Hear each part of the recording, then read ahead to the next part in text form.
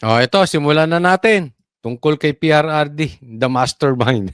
Grabe, no? Posibleng may kinalaman daw si dating Pangulong Rodrigo Duterte sa hinaing reklamo sa Korte Suprema laban sa ipinasang 2025 national budget. Giit ni House Assistant Majority Leader Zia Alonto Adyong, pwedeng politika raw ang motibo. Nitong Lunes lang na maghain ng petisyon ng kampo ni Davao City 3rd District Representative Isidro Ungap at Attorney Vic Grabe, no? So, wala na silang palusot dito sa blank items kasi nilaglag sila ni Kimbo, naalala nyo? Panay ang tangge, wala akong nakitang blank items. Sinasabi nila, wala namang problema doon. Tinatangging may blank items. Ang dami pong mga members nung vice camera na yon at pati hindi members. Sinasabi walang blanco yung yung vice cam na yon. Oh. Pero nilaglag sila ni Kimbo at sinabi meron. So naubusan na sila ng palusot. Ngayon naman, ang palusot nila, mastermind si PRRD. Siya ang may kasalanan nitong blank items na ito. Matindi, no? Rodriguez para questionin ang pambansang pondo. Yan ay matapos makitaan ng umano'y 28 blank items ang ilang 28 blank items, ha? halaga ng pondo sa Bicameral Committee Report.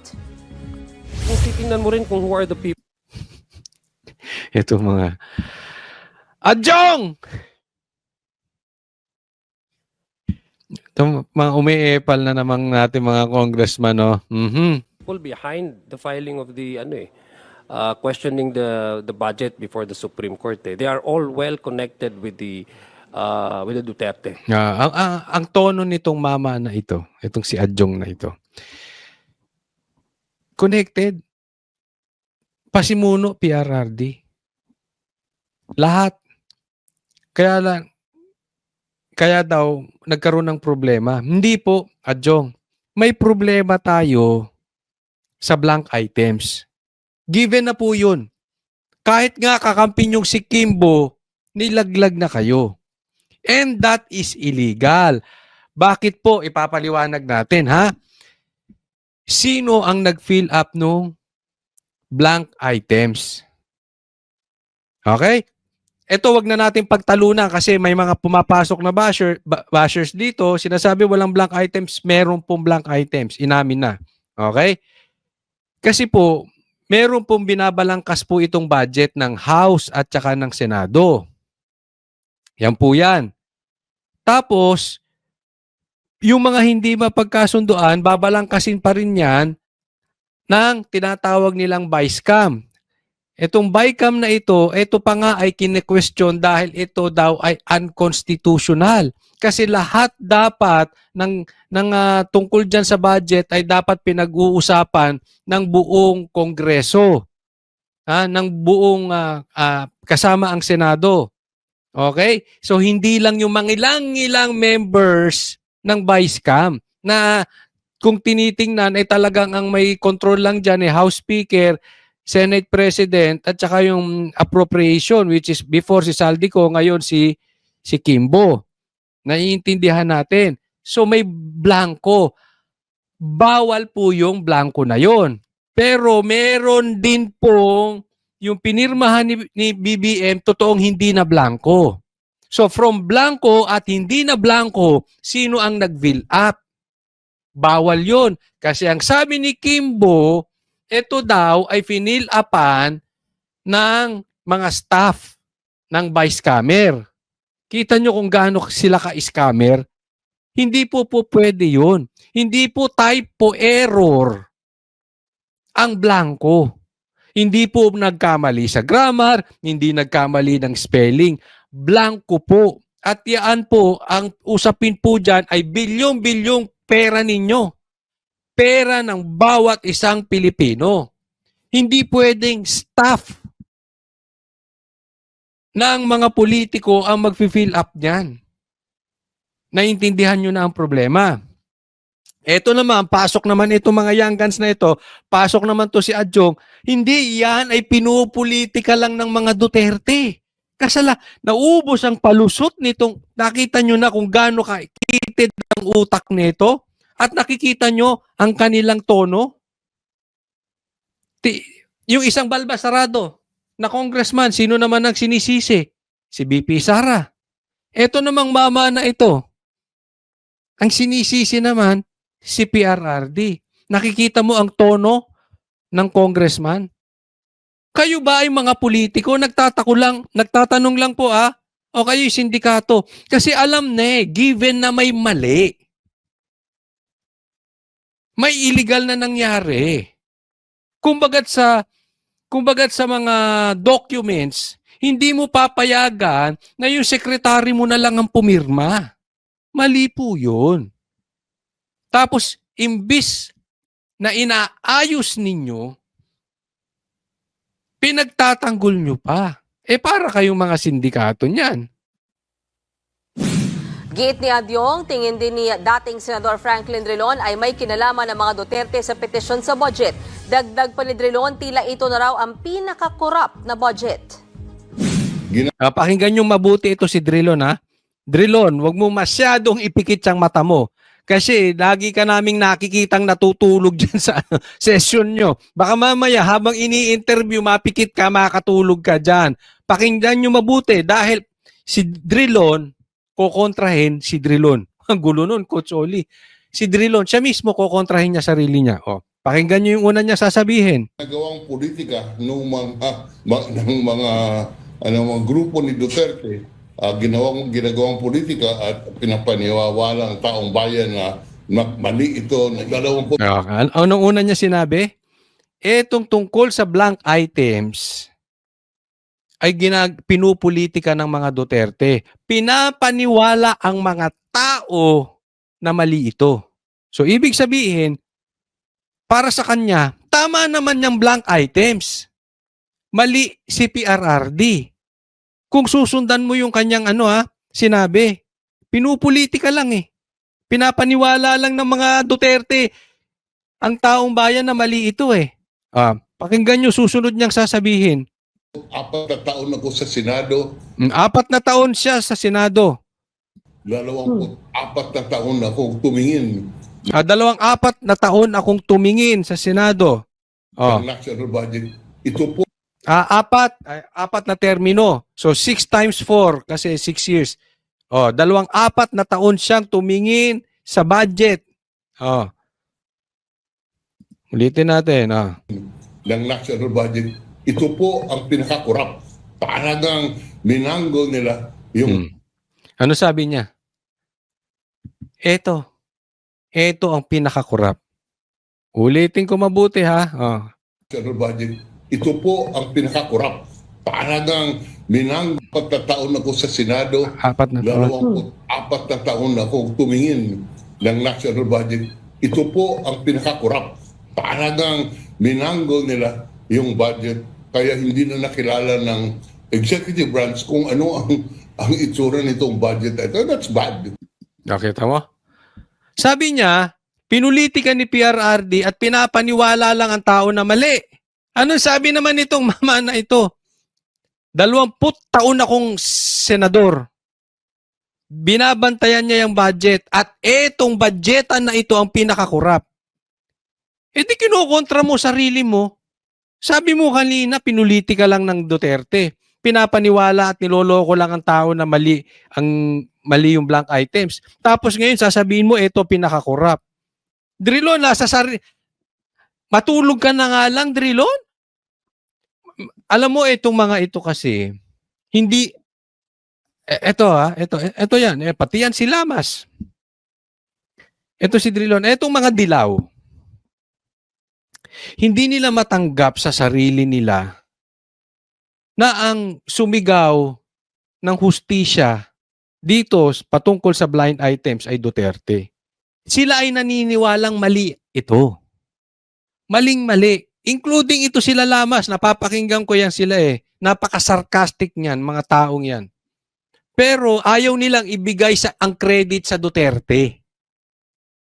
Ganun po itong mga to. So, ang pauna ni Drilon, binanatan si Duterte.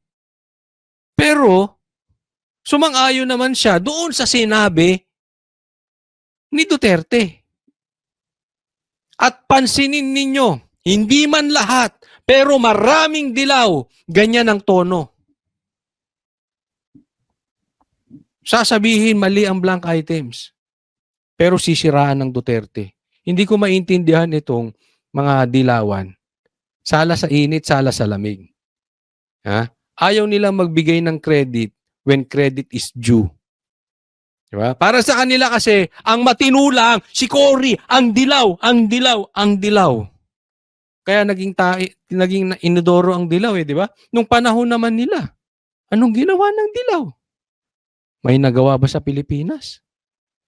After the 1986 EDSA Revolution, lalo tayong lumubog. Ngayon ba asensado tayo? Ang umupo dyan, dilaw. 2 Aquino pa nga ang naupo dyan eh. Diba? Naikukwento ko lang. Kasi, nakita nyo naman sa mga pinagsasabi ni Drilon obviously, di ba? Para lang hindi niya mapuri si PRRD, pati sarili niya, kinontra niya. Ayan. Mamaya, pag-uusapan muli natin ang patungkol dito sa budget kasi may problema dito. Ang sabi, hinain na ni Ungab at ni Attorney Big ito sa korte at sinasabi na itong budget na to ay unconstitutional. Ang sinasabi nila, teka muna, may problema tayo dyan. Kasi kung gagawin nyo yan, walang budget, hihinto tayo? Paano gagalaw ang mga ahensya ng gobyerno? Mamaya, pag-uusapan nating malalim yan, pero maiba tayo ng konti ng topic. Ngayon naman ay patungkol dito sa gimmick ni Marcos na sa tingin ko, hindi ito magiging epektibo. Ito, bagong pakulo ni Marcos. Pakulo niya ngayon, maraming mabigyan ng trabaho. Tama yan. Ako, I will agree dyan. Kaya mababa ang ekonomiya natin bukod sa pagnanakaw at saka sa mga mararaming adik, Marcos, marami ring walang trabaho. Pag mabibigyan ng marami, ang mga Pilipino mabibigyan ng magkakaroon ng maraming trabaho dito sa Pilipinas, aangat ang ekonomiya natin. So, tama, bigyan ng trabaho. Pero mali si Marcos. Job fair, buwan-buwan, yan daw ang plano ni Pangulong Bongbong Marcos na maisagawa sa iba't ibang panig ng bansa. Sinabi ni PBBM sa pagdalo niya sa ikalawang araw ng CareerCon 2025 ng Job Street by SEEK, kung saan higit 5,000 trabaho ang inaalok ng daan-daang local at international companies. Ayon sa Pangulo, makatutulong sa pagbaba ng unemployment rate o bilang ng mga walang trabaho kung magkakaroon ng buwan ng job fair. Gumagawa na rin daw ng hakbang ang gobyerno para makalikha pa ng dekalidad na trabaho katuwang ang private sector. Ito ang plano ni Marcos para magkaroon ng trabaho Pilipino. Anong solusyon? Buwanang job fair. Marcos, para ka naman nakabatak niyan. Parang naluluto na yung utak mo. Isipin mo paano magkakaroon ng maraming trabaho sa Pilipinas? Buwan-buwan magkaroon ng job fair. Ganyan po kababaw ang utak nito. Alam mo Marcos, kahit araw-arawin mo o gawin mong linggo-linggo ang job fair, pag ang ekonomiya natin hindi tumaas, walang kwenta yan. Kunwari lang yan, magja-job fair yung mga yan, pero walang kukuhanin yan. Walang kukuhanin. Kasi halimbawa, bigyan ko kayo halimbawa. Yung kumpanya nyo, dahil sa corruption, sa harassment ng mga politiko, kailangan ng mga under the table. Hindi ka kumikita, nalulugi ka pa. Tapos uubligahin ka mag-job fair. Kukuha ka ng tao? Hindi. Kunwari lang, magja-job fair ako para lang sumunod sa inyo. Pero hindi kukuha ng tao yan. Kung kumuha man ng tao yan, titipirin nila yan. Ang baba ng sahod. Naiintindihan nyo? Ang usapin dito, Marcos, eto. Dapat maraming pumasok na negosyo. Local at international. Biyahe ka ng biyahe. Unang taon mo palang nakailang biyahe ka na. May pumasok bang negosyo galing sa ibang bansa? Hindi papasok ang negosyo sa ibang bansa hanggang kurakot ang mga politiko. Asahan nyo yan. Hindi papasok ang negosyo kung walang peace and order. At kahit anong gawing higpit ng pulis, hindi tayo magkakaroon ng peace and order hanggat kalat ang droga sa Pilipinas. Hanggat may adik sa Pilipinas. Hindi po titino ang kalsada natin. Hindi aangat ang negosyo. So pagsamahin natin corrupt na politiko at addict or drug lord na politiko, hindi aangat ang bansa natin kahit linggo-linggo ka pang magpa-job fair. Walang pumapasok na pera eh.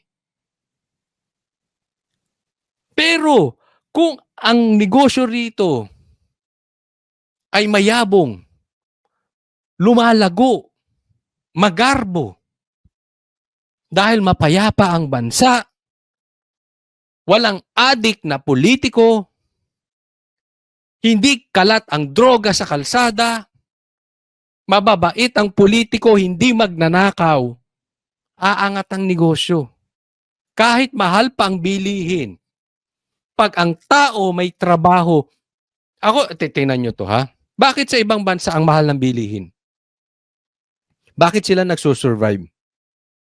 Maayos pa nga buhay nila dun eh. Bakit? Mataas ang sahod at saka lahat may hanap buhay. Maraming may hanap buhay. Sa atin, maraming walang hanap buhay. Kaya kahit gawin yung mura ang mga bilihin, pero hindi pa rin nangyayari. Dahil ang bigas, mahal pa rin. Ang gasolina, mahal pa rin. Ang kamatis, mahal pa rin. Pamahal ng pamahal ang bilihin. Wala ng trabaho, pamahal pa ng pamahal ang bilihin. Tapos sasabihin ng presidente natin para magkaroon ng trabaho, job fair. Nakita niyo yung utak na itong mama na ito? Ngayon, may pag-asa pa tayo? Ay. Parang naluto ang utak ng mga politiko natin. Potensyal na mag-promote, na maging mas maganda, o kung sakali man ay magtatayo ng sariling negosyo na tinutulungan naman natin. Anong tinutulungan nyo? Anong tulong ginagawa ninyo? Halimbawa, yung mga magsasaka natin. Nahihirapan sa inyo. Alam nyo kung bakit? Hindi nyo masolusyonan yung pagpasok ng bigas na walang tax. Walang suporta magsasaka. Ano tinutulungan yung mga negosyante? Meron nga akong nadinig. Ano sabi sa akin, Coach Oli? Magtanong ka sa mga matataas na negosyante ngayon. Ayaw sa pamahalaan natin. Na i-compare nila nung panahon ni PRRD. Namimiss nga nila yung panahon ni PRRD na kahit daw dumaan tayo sa COVID, maayos. Sige, hamunin ko kayo. Kung may kakilala kayong malaking negosyante, kayo magtanong. Sila ba ay masaya ngayon sa administrasyon ni Marcos? Paano magkakaroon ng trabaho? Walang gustong magnegosyo. At tutulungan po natin upang makapag-expand. Mga kapatid, Anong naitulong mo, Marcos? Hindi mo nga masolusyonan yung blank items sa yung blank items dyan sa budgetan na yan. Alam mo, yung mga nagsasabi na walang kasalanan si Marcos kasi yung pinirmahan niya, wala nang blank items. Naniniwala ako dun. Pero yung pananahimik niya, pinapasa niya pa yung sisi. Tapos nakihalo pa siya, pinagulo niya. Kasi alam mo, ang style nitong mga ito ang style nitong mga, especially itong mga vice scammer, ginugulo nila yung detalye. Naintindihan nyo? Sasabihin, hindi, pwede naman yan, pwede yan, pwede yan. Hindi nga, may blank items, hindi pwede yung blank items. Nakihalo pa to si Marcos dun sa pagpapagulo. Anong sinabi niya sinungaling si PRRD yung pinirmahan niya walang blanco? Di ba? Naging kasabwat pa to si Marcos. Kasi ang strategy nila dito, guluhin. Dahil pag we talk about sense, may sense po ang pinagsasabi ni PRRD at ni Attorney Vic. Sabit sila talaga. Kaya nga magandang ito'y maipaliwanag nating mabuti sa ating mga kababayan. Kasi ang style nila para sagutin ang kalokohan dyan sa vice cam ay guluhin yung facts. Ikot-ikutin nila. Isa lang ang tanong, may blanco. Inamin ni Kimbo. Sino nag-fill up? Kung sasabihin yung staff, illegal yun. So, I therefore conclude at ng mga abogado, ang sabi nila, yung budget na yan, illegal. Dapat, ipawalang bisa yun. Ganun kasimple. At yun nga mga kababayan, anong masasabi niyo sa balitang ito? Maaring ihayag ang inyong opinyon at kuro-kuro sa comment section sa ibaba. Huwag din kalimutang mag-like, mag-subscribe at mag-share sa bidyong ito. Maraming salamat sa panonood.